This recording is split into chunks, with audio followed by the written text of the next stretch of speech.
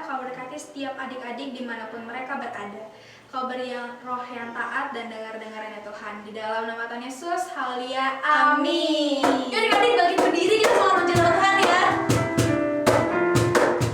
Aku senang jadi anak Tuhan, aku senang jadi anak Tuhan, aku senang jadi anak Tuhan, tak boleh bohong, bohong, bohong, bohong, bohong itu dosa, bohong, bohong, bohong, bohong itu dosa, bohong, bohong, bohong, bohong itu dosa, anak Tuhan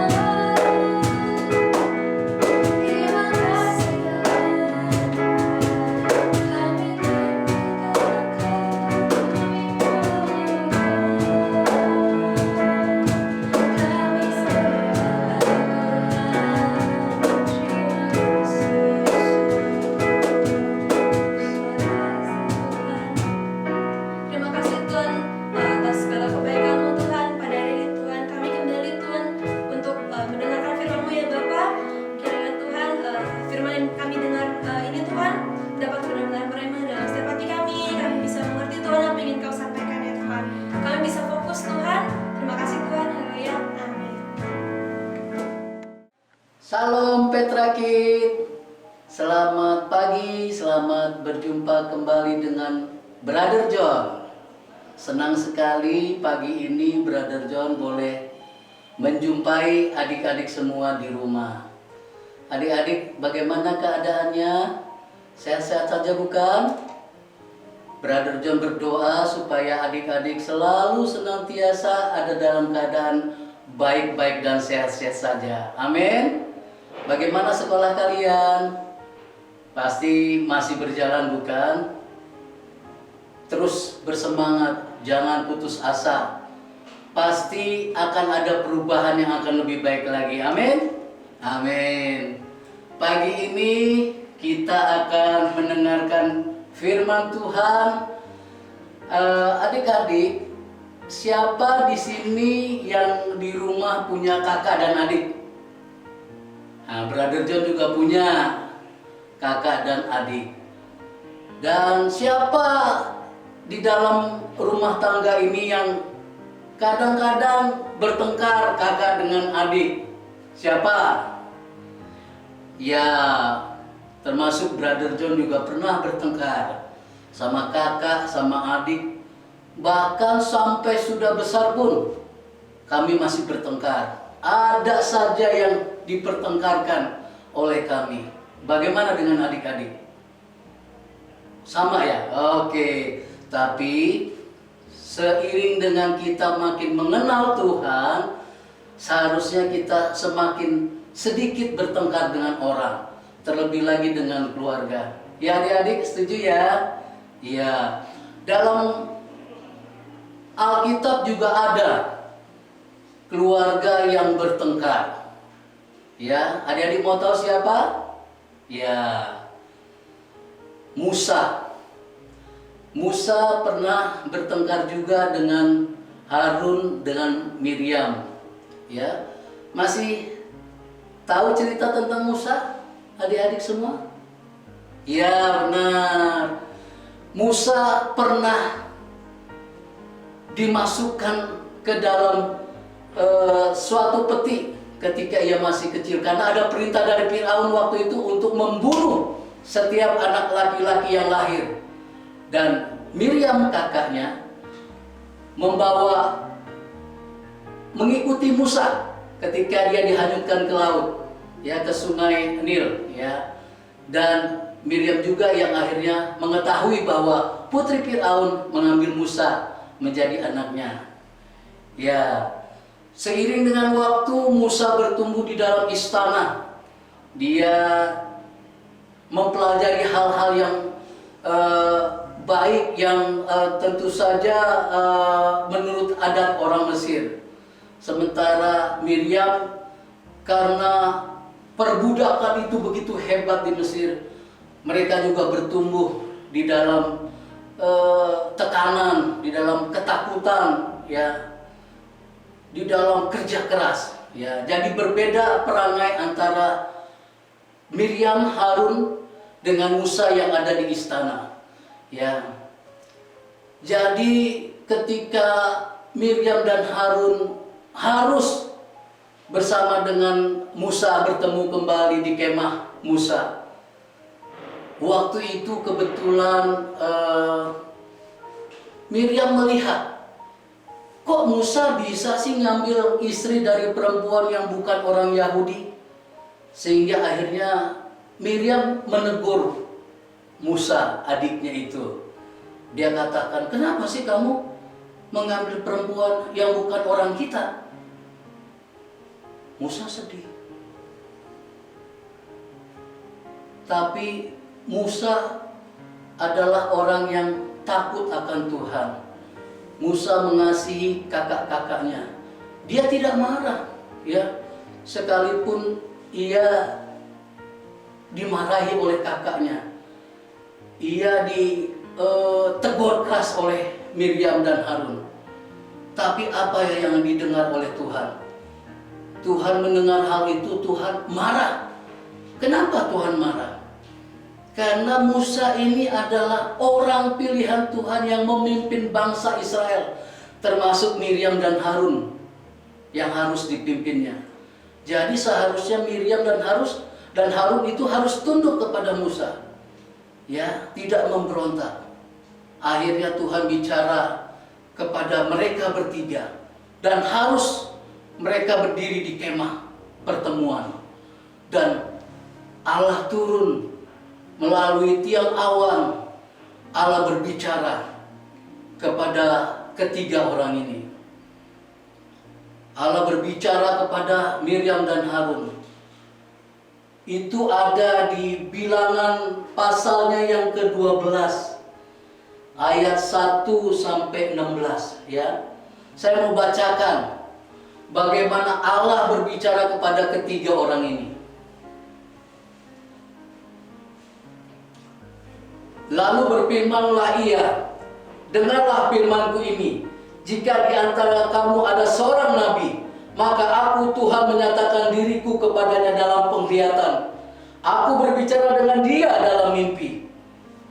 Bukan demikian dengan hambaku Musa, seorang yang setia dalam segenap rumahku. Berhadap-hadapan aku berbicara dengan dia, terus terang, bukan dengan teka-teki. Dan ia memandang rupa Tuhan. Mengapakah kamu tidak takut mengatai hambaku Musa? Pada waktu itu kalau ada seorang nabi, Tuhan berbicara melalui mimpi, melalui penglihatan. Tapi berbeda dengan Musa. Tuhan berbicara dengan Musa berhadap-hadapan, muka dengan muka. Luar biasa bukan? Oleh sebab itu Tuhan berkata, mengapa engkau berani mengata-ngatai hambaku Musa?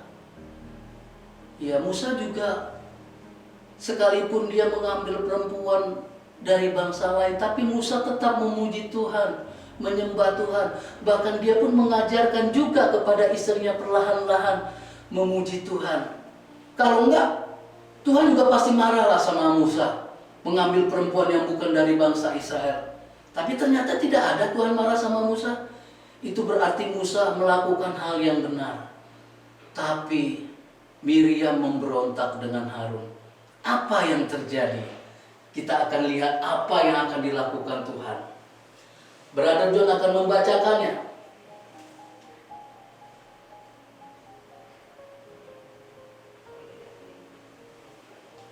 Dan ketika awan telah naik dari atas kemah, maka tampaklah Miriam kena kusta, putih seperti salju. Ketika Harun berpaling kepada Miriam, maka dilihatnya bahwa dia kena kusta. Jadi ketika Tuhan selesai berbicara, Miriam kena kusta. Loh, kok cuma Miriam, Brother John? Kenapa enggak Harun juga? Ya, kita nggak bisa mendikte Tuhan. Kita nggak bisa memprotes kepada Tuhan. Tapi percayalah, apa yang dilakukan oleh Tuhan itu semata-mata karena keadilan Tuhan. Ya, karena kebaikan Tuhan kepada kita, termasuk kepada Miriam dan Harun. Ya, mungkin sumber dari segala pemberontakan ini daripada Miriam, yang hatinya iri, hatinya dengki kepada Musa. Kenapa? Karena Musa adiknya, dia kakaknya. Ya, Musa yang memimpin mereka. Jadi bukan kakaknya yang memimpin. Mungkin itu sumbernya, sehingga Miriam kena kusta. Tapi Harun juga kena imbasnya. Ya, Harun akhirnya berkata kepada Musa, Musa, tolonglah supaya Miriam boleh sembuh. Berdoalah kepada Tuhan. Musa marah nggak? Enggak. Musa berdoa kepada Tuhan, minta kesembuhan untuk kakak-kakaknya. Ya, dan apa yang terjadi? Tuhan juga berfirman. Ketika Musa berdoa kepada Tuhan, janganlah kiranya dibiarkan dia sebagai anak yang gugur. Ini ketika Harun berbicara kepada Musa supaya Musa mendoakan Miriam. Janganlah kiranya dibiarkan dia sebagai anak gugur, yang pada waktu keluar dari kandungan ibunya sudah setengah busuk dagingnya. Lalu berserulah Musa kepada Tuhan, ya Allah, sembuhkanlah kiranya dia. Kemudian berfirmanlah Tuhan kepada Musa, sekiranya ayahnya meludahi mukanya, tidakkah ia mendapat malu selama 7 hari? biarlah dia selama 7 hari dikucilkan keluar tempat perkemahan. Kemudian bolehlah ia diterima kembali. Tuhan adalah Tuhan yang adil. Ia tetap menghukum setiap orang yang memberontak, tapi dia juga penuh dengan kasih. Dan ketika Musa berseru kepada Tuhan supaya Miriam sembuh, Tuhan juga mau menyembuhkannya. Tapi ada hukuman 7 hari yang harus dilalui oleh Miriam. Ia kena kusta dan dikucilkan di luar perkemahan. 7 hari Tuhan menulahi Miriam dengan kusta. Dan setelah ke-7 hari, barulah Miriam sembuh dan boleh kembali bersama-sama ke tengah-tengah jemaat Tuhan. Jadi, adik-adikku, jangan sembarangan berbicara. Apalagi kepada orang yang lebih tua, kepada orang tua, kepada guru, kepada pemimpin di sekolah minggu kek, di lingkungan kita kek. Jangan sembarang bicara. Karena ketika kita memberontak, kita sedang memberontak kepada Tuhan. Ya adik-adik, Brother John berdoa supaya kita ada dalam ketaatan dan kita bisa menjaga mulut kita, supaya apa yang keluar dari mulut kita adalah hal-hal yang baik, adalah hal-hal yang benar. Amin. Ayat hafalan minggu ini terambil dari Mazmur pasalnya yang 141,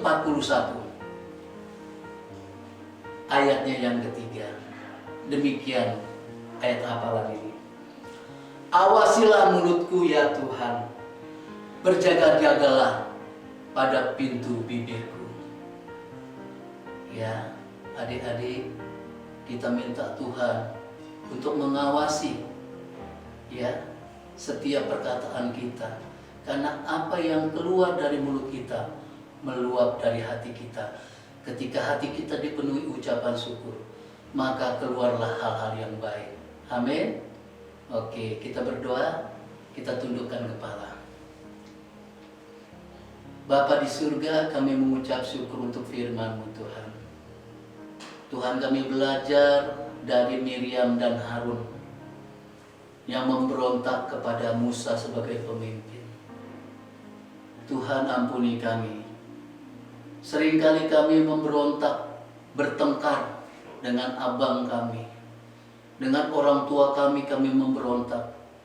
Mungkin dengan teman-teman, mungkin juga dengan guru-guru di sekolah maupun guru-guru sekolah minggu. Tuhan, ampuni kami. Kami mau taat Tuhan, kami mau jaga mulut kami Tuhan, agar apa yang keluar dari mulut kami adalah hal-hal yang baik, adalah hal-hal yang benar Tuhan. Terima kasih Tuhan, kami bersyukur. Di dalam nama Tuhan Yesus Kristus, kami berdoa dan mengucap syukur. Amin. Hey Petla Kids, balik lagi sama aku, Kak Natali, Dan aku Kaitan. Kalau udah ketemu kita biasanya ngapain sih Kak? Udah pasti pengen kreativitas dong. Oh kreativitas. Kalau kreativitas kita kali ini apa sih? Kita bakalan bikin kodok dari origami. Oh kodok dari origami, gimana ya Kak caranya? Yaudah, kita buat aja yuk bareng-bareng. Ayo! Alat dan bahan yang kita gunakan untuk membuat kodok yaitu ada kertas origami berwarna hijau 2 lembar dan kertas origami berwarna merah. Lalu ada mata mainan. Jika kalian tidak punya mata mainan, nanti bisa digambar. Dan kita membutuhkan spidol, gunting, dan lem. Adik-adik siapkan selembar kertas hijaunya.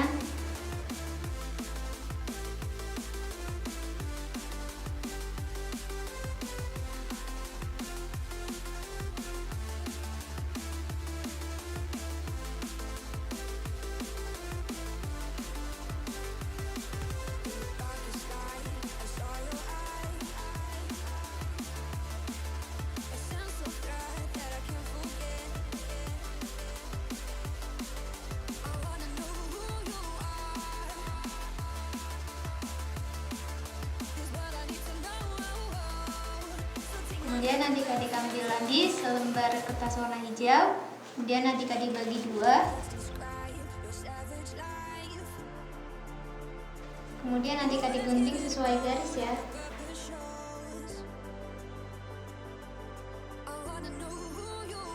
Setelah itu adik-adik lipat.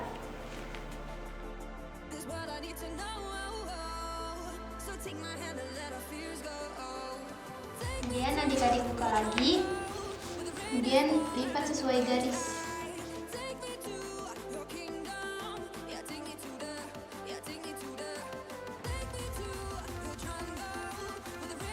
Kemudian adik-adik buka di bagian sini.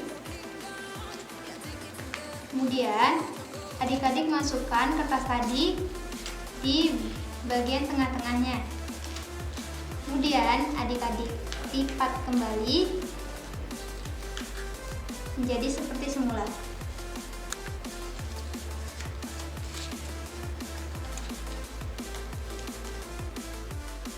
Setelah itu adik-adik buat pola lidah kodoknya hingga seperti ini. Kemudian adik-adik gunting polanya hingga menjadi seperti ini. Kemudian adik-adik siapkan mata dan juga lidah tadi. Kemudian adik-adik tempel.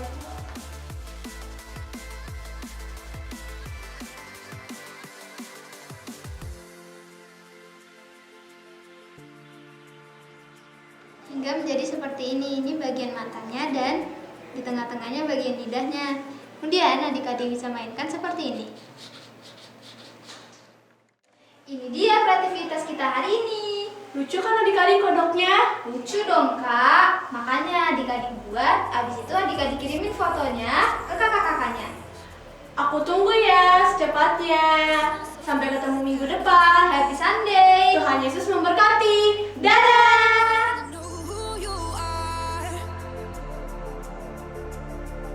This what I need to know.